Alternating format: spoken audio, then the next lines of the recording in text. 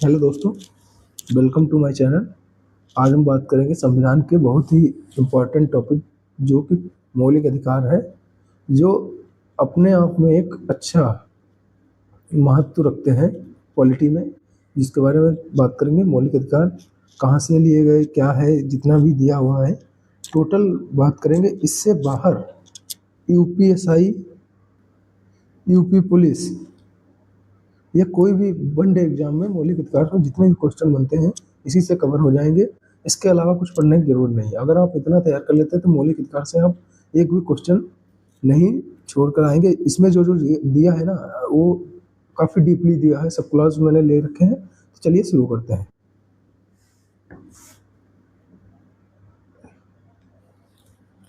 मौलिक अधिकार।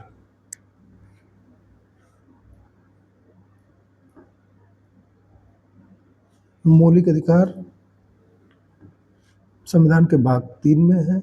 अनुच्छेद 12 से 35 लिया कहाँ से गया? इनको अमेरिका के संविधान से लिया गया है। मौलिक अधिकारों को मैग्ना कार्टा भी कहा जाता है। मैग्ना कार्टा, मैग्ना कार्टा भी कहा जाता है। मूल संविधान में मौलिक अधिकारों की संख्या 7 थी। वर्तमान में इनकी संख्या 6 है, जो कि इस प्रकार है। नंबर 1, राइट टू लिबर्टी, समानता का अधिकार, आर्टिकल 14 से 18। नंबर 2, स्वतंत्रता का अधिकार, राइट टू फ्रीडम, अनुच्छेद 19 से 22। नंबर 3, शोषण के विरुद्ध अधिकार, राइट अगेंस्ट एक्सप्लोइटेशन, 23 से 24। धार्मिक स्वतंत्रता का अधिकार, 25 से 28। सांस्कृतिक एवं शिक्षा का अधिकार, 29 से 30। संवैधानिक उपचारों का अधिकार, अनुच्छेद 32। इसको डॉक्टर भीमराव अम्बेडकर ने संविधान की आत्मा भी कहा है, ध्यान रखना। 7वां मौलिक अधिकार, 44वें संविधान संशोधन, 1978 के द्वारा मौलिक अधिकार से हटाकर संपत्ति का अधिकार को मौलिक अधिकार से हटाकर एक विधिक अधिकार बना दिया गया, जो कि वर्तमान में भाग 12 आर्टिकल 300 ए में रखा गया है, जो कि एक विधिक अधिकार है। नेक्स्ट है हमारा आर्टिकल 12। आर्टिकल 12 में दिया गया है राज्य की परिभाषा, जैसे केंद्र सरकार संसद, राज्य सरकार विधानमंडल, स्थानीय निकाय, ग्राम पंचायत, नगर पालिका, नगर परिषद, जिला बोर्ड, सभी सरकारी पदाधिकारियों जैसे डॉक्टर, राज्य की एजेंसियां, विश्वविद्यालय, रेलवे, LIC। नेक्स्ट आर्टिकल हमारा आर्टिकल नंबर 13। इसमें दिया गया है जो भी विधियां मौलिक अधिकार के असंगत होंगी शून्य मान ली जाएंगी। इसका डायरेक्टली कहना यह है कि यदि कोई भी नियम या कानून ऐसा बनता है जो मौलिक अधिकार का उल्लंघन करता है तो उसको शून्य मान लिया जाएगा, उसको निलंबित माना जाएगा। इसके 3-4 सब क्लॉज है, सब क्लॉज देख लेते हैं। 13 का 1, संविधान बनने से पहले की विधियां। 13(2), संविधान लागू होने के बाद की विधियां। 13(3), विधि की व्याख्या, अधिनियम, अध्यादेश, आदेश, नियम, विधि। 13(4), संविधान संशोधन, अनुच्छेद 368 को भाग 3 के संदर्भ में विधि नहीं माना जाएगा। नेक्स्ट है हमारा आर्टिकल 14। राज्य किसी भी व्यक्ति को विधि के समक्ष समान क्षमता और विधि के समान संरक्षण से वंचित नहीं करेगा। विधि के समक्ष क्षमता ब्रिटेन से ली गई है, विधि के समान संरक्षण अमेरिका से लिया गया है। ये इंपॉर्टेंट है, डायरेक्ट पूछता है कि विधि के समान क्षमता कहाँ से ली गई है और विधि के समान संरक्षण कहाँ से लिया गया है। तो याद रखना है कि आर्टिकल 14 में है, जो कि ब्रिटेन और अमेरिका से लिया गया है। आर्टिकल नंबर 15, अनुच्छेद 15A में कहा गया है कि राज्य केवल धर्म, मूल वंश, जाति, लिंग और जन्म स्थान के आधार पर कोई भेदभाव नहीं करेगा। आर्टिकल 15(2) में कहा गया है, 15(2)A में कहा गया है किसी व्यक्ति को दुकान, होटलों, भोजनालयों, मनोरंजन स्थल पर प्रवेश से इनकार नहीं किया जाएगा। किसी भी व्यक्ति को स्थान, दुकान, भोजनालय, मनोरंजन में स्थलों पर प्रवेश से वर्जित नहीं किया जाएगा। नेक्स्ट है अनुच्छेद 15(2) का बी, सार्वजनिक स्थल पर प्रवेश से इनकार नहीं, जैसे पार्क, झील, कुआं, सड़क और तालाब। अनुच्छेद 15 का 3, राज्य स्त्रियों एवं बालकों के लिए विशेष प्रावधान कर सकता है। ये इम्पोर्टेंट है, डायरेक्ट पूछता है कि राज्य स्त्रियों एवं बालकों के लिए, बच्चों के लिए विशेष प्रावधान का उल्लेख किस अनुच्छेद में किया गया था? अनुच्छेद 15(3) में किया गया है। नेक्स्ट है अनुच्छेद 15(4), सामाजिक और शैक्षिक रूप से पिछड़े और अनुसूचित जाति और जनजाति के लिए विशेष प्रावधान, तो आर्टिकल 15(4) में किया गया है। पहला संविधान संशोधन अधिनियम 1951 से SC/ST के लिए। नेक्स्ट है 15(5), आर्टिकल 15(5), OBC, ST, ST के लिए शैक्षणिक संस्थानों में प्रवेश में आरक्षण 93 संविधान संशोधन से जोड़ा गया। आर्टिकल 15(6), आर्थिक रूप से पिछड़े वर्गों को संरक्षण 10%। नेक्स्ट आर्टिकल हमारा 16,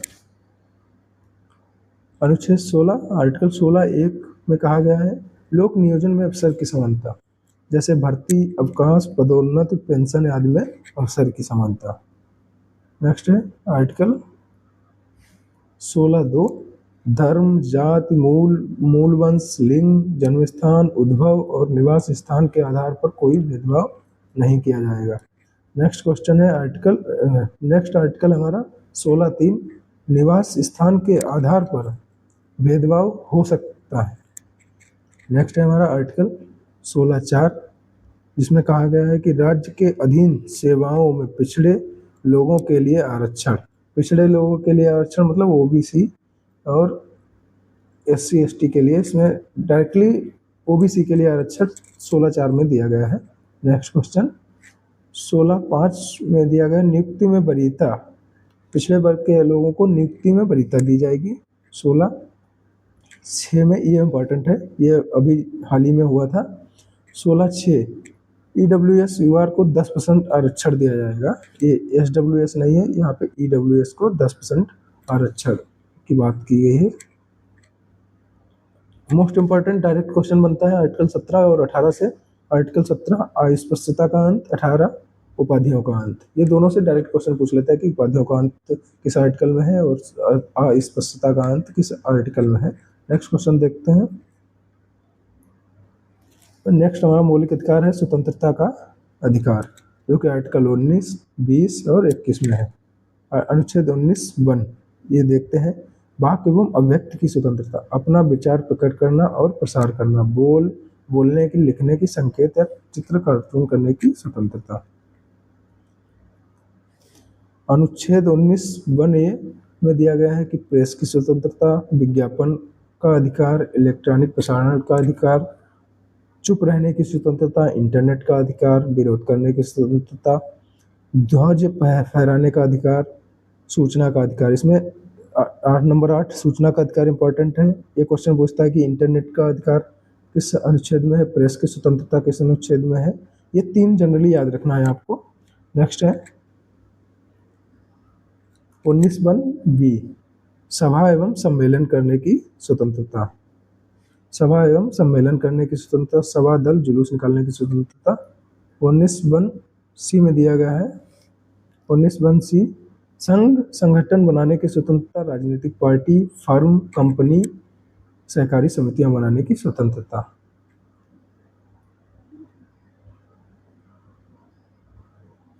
19(1)(d) में दिया गया है निर्बाध संचरण की स्वतंत्रता, देश में कहीं भी संचरण, घूमने की स्वतंत्रता इसमें दी गई है। आप देश में कहीं भी घूम सकते हैं।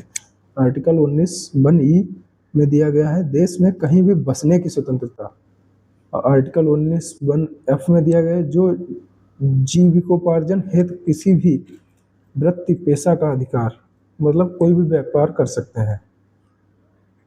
नेक्स्ट, इसकी एक ट्रिक है जो आपको हम बताते हैं। अनुच्छेद 19 में जितने सब क्लॉज दिए हैं उनको याद करने की एक ट्रिक है।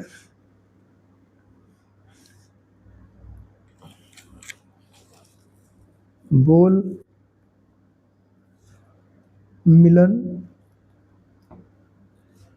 यूनियन घूमकर बस का बिजनेस करेगा। इस ट्रिक से आप इन छः जितने भी इसमें 19 जो आर्टिकल दिए हैं उनको याद कर सकते हैं। बोल आर्टिकल 19(1) में दिया गया है बोलने की स्वतंत्रता, बोल से बोलने की स्वतंत्रता। 19(1) में दिया गया है मिलने की स्वतंत्रता, कहीं भी संगम सभा करने की स्वतंत्रता। 19(1) में दिया गया है यूनियन संघ संगठन बनाने की स्वतंत्रता। 19(1) में दिया गया है कहीं भी घूमने की स्वतंत्रता भारत में। 19(1) में दिया गया है कहीं भी बस से बसने की स्वतंत्रता। 19(1) में दिया गया है कहीं भी बिजनेस करने की स्वतंत्रता। इस तरीके से आप इनको याद कर सकते हैं। नेक्स्ट है हमारा आर्टिकल नंबर 20।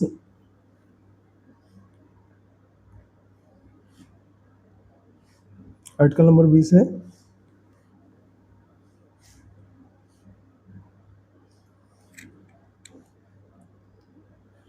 नेक्स्ट है आर्टिकल नंबर 20 अनुच्छेद 20। अनुच्छेद 20 में दिया गया है अपराधों के लिए दोष सिद्ध के संबंध में संरक्षण।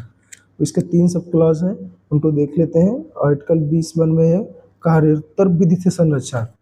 इसमें कहा गया है कि अपराध के समय के कानून के अनुसार सजा मिलेगी। इसमें इसका मतलब ये है कि अगर आपने आज से 20 साल पहले कोई अपराध किया है तो उसी कानून के अनुसार आपको सजा मिलेगी, ना कि जो 2026 में जो कानून है उसके अनुसार सजा मिलेगी। ऐसा नहीं होगा, जो उस समय कानून था उसी कानून के अनुसार आपको सजा मिलेगी। इसका कहने का मतलब ये है। 19(20)(2) में दिया गया है दोहरी क्षति से संरक्षण। इसमें भी कहा गया कि एक अपराध के लिए एक ही बार सजा दी जाएगी, एक से अधिक बार दंड नहीं दिया जाएगा। इसका कहने का मतलब है कि अगर आपने जो अपराध किया उसको उसकी एक बार आपको सजा मिल गई तो उसको बार बार सजा नहीं मिलेगी। और 20(3) में दिया गया है आत्म अभिशंसन से संरक्षण। स्वयं के खिलाफ सबूत नहीं दिया जाएगा, स्वयं के खिलाफ गवाही देने के लिए बाध्य किया गया है। आर्टिकल 21 है प्राण एवं दैहिक स्वतंत्रता। आर्टिकल 21 है मोस्ट इंपॉर्टेंट, जितना भी वेरी वेरी इंपॉर्टेंट क्वेश्चन है यूपीएसआई, यूपी पुलिस, वनडे कोई भी वनडे एग्जाम हो ये क्वेश्चन जरूर पूछा जाता है। शिक्षा का अधिकार। शिक्षा का अधिकार जो कि 86वां संविधान संशोधन सीएए 2002 से जोड़ा गया था। वो ये भी पूछता है कि 21वां संविधान संशोधन 21वां ये आर्टिकल किस संविधान संशोधन से जोड़ा गया था, तो 86वें संविधान संशोधन 2002 से जोड़ा गया था। आरटीआई लागू 1 अप्रैल 2010 से हुई। मोहिनी जैन वर्सेस कर्नाटक राज्य 1992। 2002 में 86वें संविधान संशोधन से इसको जोड़ा गया। Next question. नेक्स्ट है हमारा आर्टिकल 22 में कहा गया गिरफ्तारी और निरोध नजरबंद से संरक्षण। 22 के सब क्लॉज देख लेते हैं। 22 में कहा गया है गिरफ्तारी का कारण बताया जाएगा, मनपसंद अधिवक्ता के चयन की स्वतंत्रता। 22(b) में कहा गया कि 24 घंटे में मजिस्ट्रेट के सामने पेश किया जाएगा। इसमें रास्ते में जाने आने का समय काउंट नहीं होता है कि अगर कहीं आप दूर हैं तो 24 घंटे में आने में लग जाते हैं तो वो नहीं काउंट किया जाता है। सिर्फ 24 घंटे में मजिस्ट्रेट के सामने पेश किया जाता है। 22(c) देख लेते हैं। 22(c) में दिया हुआ विदेशी शत्रु को यह अधिकार प्राप्त नहीं है। विदेशी शत्रु को यह 24 घंटे या जो भी अधिकार है प्राप्त नहीं है। अनुच्छेद 22(d) निवारक निरोध 3 महीने से अधिक नहीं होगा। अनुच्छेद 22(e) कारण बताया जाएगा, व्यक्ति अपना पक्ष रख सकता है। अनुच्छेद 22(f) यदि जरूरी ना लगे तो बताया नहीं जाएगा। नेक्स्ट है 22(g) किन मामलों में कितना निरोध। नेक्स्ट है हमारा आर्टिकल। नेक्स्ट हमारा है शोषण के विरुद्ध अधिकार। नेक्स्ट मौलिक अधिकार शोषण के विरुद्ध अधिकार। अनुच्छेद 23 अनुच्छेद 24 में है शोषण। शोषण क्या है? मानव दुर्व्यापार, इंसान को सामान की तरह बेचना। आर्टिकल नंबर 23 देखते हैं। अनुच्छेद 23 बाल श्रम पर प्रतिषेध, अनुच्छेद 23 में दिया है बाल श्रम पर प्रतिषेध, जिसमें बंधुआ मजदूरी, दास प्रथा, कुछ एक्ट दिए हुए हैं उनको देख लेते हैं। बंधुआ मजदूरी उन्मूलन अधिनियम 1976, महिला एवं बाल अनैतिक व्यापार निवारण अधिनियम 1956, न्यूनतम मजदूरी अधिनियम 1948, संविदा श्रम अधिनियम 1970, समान पारिश्रमिक अधिनियम 1976। 5 नंबर इम्पोर्टेंट है, न्यूनतम मजदूरी अधिनियम इम्पोर्टेंट है, बंधुआ मजदूरी अधिनियम इम्पोर्टेंट है। नेक्स्ट आर्टिकल हमारा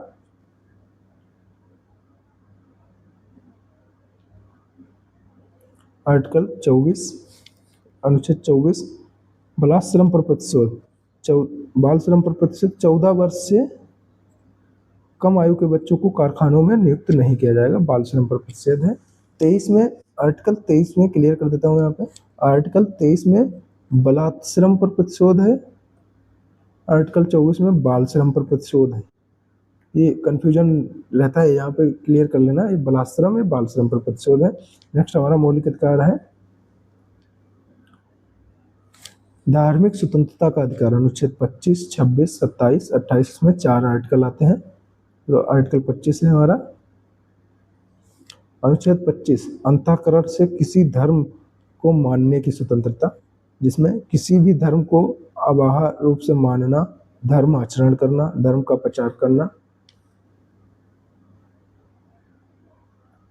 25(1) में दिया गया है धार्मिक अधिकारों का निर्वहन। 25(2) में दिया गया है राज्य को धार्मिक नियम से संबंधित नियम बनाने की शक्ति दी गई है। 25(6) आर्टिकल 26 में दिया गया धार्मिक कार्यों में प्रबंधन की स्वतंत्रता।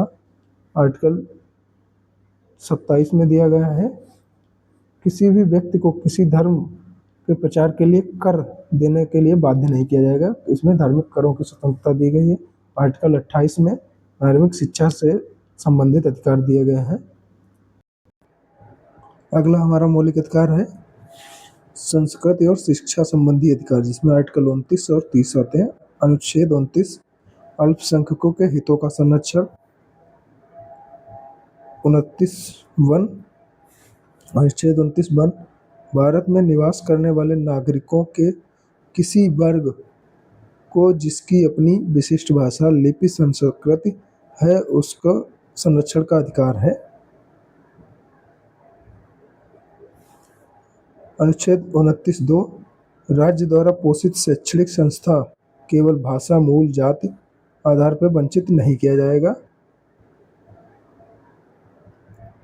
अनुच्छेद 30(1) में दिया गया है यदि अल्पसंख्यकों को अपनी रुचि की शैक्षणिक संस्थानों की स्थापना और प्रसार करने का अधिकार, मतलब अल्पसंख्यक अपने मनपसंद शिक्षण संस्थानों का निर्माण कर सकते हैं। नेक्स्ट है हमारा आर्टिकल 30(2) राज्य सहायता देने के लिए अल्पसंख्यक शिक्षण संस्थानों के साथ भेदभाव नहीं करेगा, मतलब अल्पसंख्यकों को राज्य अनुदान देने में कोई भेदभाव नहीं करेगा। आर्टिकल अनुच्छेद 31 में दिया गया है राज्य द्वारा संपत्ति के अधिग्रहण के खिलाफ अधिकार। वहीं आर्टिकल 32 में दिया गया है संवैधानिक उपचारों का अधिकार, ये इम्पोर्टेंट है। Article 32 very important. डायरेक्ट पूछता है कि डॉक्टर भीमराव अंबेडकर ने किस अनुच्छेद को संविधान की आत्मा और हृदय बताया है, तो आर्टिकल 32। नेक्स्ट है आर्टिकल 32 के बारे में देखते हैं इसका सब क्लॉज। अनुच्छेद 32(1) व्यक्ति व नागरिक के मौलिक अधिकार के अतिक्रमण पर सीधा सुप्रीम कोर्ट जाने का अधिकार, मतलब यदि किसी व्यक्ति के या नागरिक के कोई भी मौलिक अधिकारों का उल्लंघन होता है तो वो सुप्रीम कोर्ट जा सकता है डायरेक्ट। आर्टिकल 32(2) में दिया गया है सुप्रीम कोर्ट मौलिक अधिकारों के रिट जारी करने की शक्ति, सुप्रीम कोर्ट को मौलिक अधिकारों की रिट जारी करने की शक्ति है। सुप्रीम कोर्ट 5 प्रकार की रिट जारी कर सकती है। नेक्स्ट आर्टिकल हमारा है आर्टिकल 32(3) संसद अन्य न्यायालयों को भी रिट जारी करने की शक्ति दे सकती है, जैसे जिला न्यायालयों को संसद रिट जारी करने की शक्ति दे सकती है, ये भी 5 रिट जारी करता है। नेक्स्ट आर्टिकल हमारा आर्टिकल 32(4) यदि संविधान में प्रावधान नहीं है तो मौलिक अधिकार निलंबित नहीं किए जाएंगे। आर्टिकल नंबर 4 में दिया गया 32(4) में दिया गया है। आर्टिकल नंबर 33 सशस्त्र बल और मौलिक अधिकार, इसमें दिया गया है कि सशस्त्र सेना से संबंधित व्यक्तियों जो भी जवान हैं इनके मौलिक अधिकारों का उल्लंघन होने पर मौलिक अधिकार उल्लंघन माना नहीं जाएगा। नेक्स्ट है आर्टिकल 34 में दिया गया है यदि मार्शल लॉ लागू है तो मौलिक अधिकार सीमित किए जा सकते हैं। यदि किसी जगह पे मार्शल लॉ लागू है तो वहाँ के मौलिक अधिकारों को सीमित किया जा सकता है। नेक्स्ट है आर्टिकल 35 जो कि लास्ट आर्टिकल है, मौलिक अधिकार के संबंध में विधि या कानून बनाने की शक्ति, तो यह शक्ति संसद को है। मौलिक अधिकारों के संबंधित कानून बनाने की शक्ति संसद को है। डायरेक्ट ये भी पूछ लेता है कि मौलिक अधिकारों से संबंधित कानून बनाने की शक्ति किसको है। दोस्तों ये थे भारतीय संविधान के मौलिक अधिकार जो कि परीक्षा में बार बार पूछे जाते हैं, बहुत ही इंपॉर्टेंट है। आप पॉलिटी में 1 से आर्टिकल 50 तक अगर याद कर लेते हैं तो लगभग जनरली यहीं से जो भी आर्टिकल पूछा जाता है तो वहीं से 1-2 आर्टिकल पूछ लिए जाते हैं। तो ये मौलिक अधिकार थे 12 से 35 जो कि भाग 3 में आते हैं संविधान के। तो इसको मैंने कवर कराया है। इसके बाद अगला वीडियो में डीपीएसपी का डालूंगा, राज्य के नीति निर्देशक तत्व का। इस वीडियो अगर अच्छा लगा हो वीडियो को लाइक शेयर और चैनल को सब्सक्राइब कर लेना, जिससे अगला वीडियो आपके पास आ जाएगा, नोटिफिकेशन को ऑन कर लेना। चलिए यही आज की क्लास यहीं पर समाप्त करते हैं। क्लास अच्छी लगी है तो प्लीज़ लाइक शेयर सब्सक्राइब। जय हिंद जय भारत, मिलते हैं नेक्स्ट क्लास में।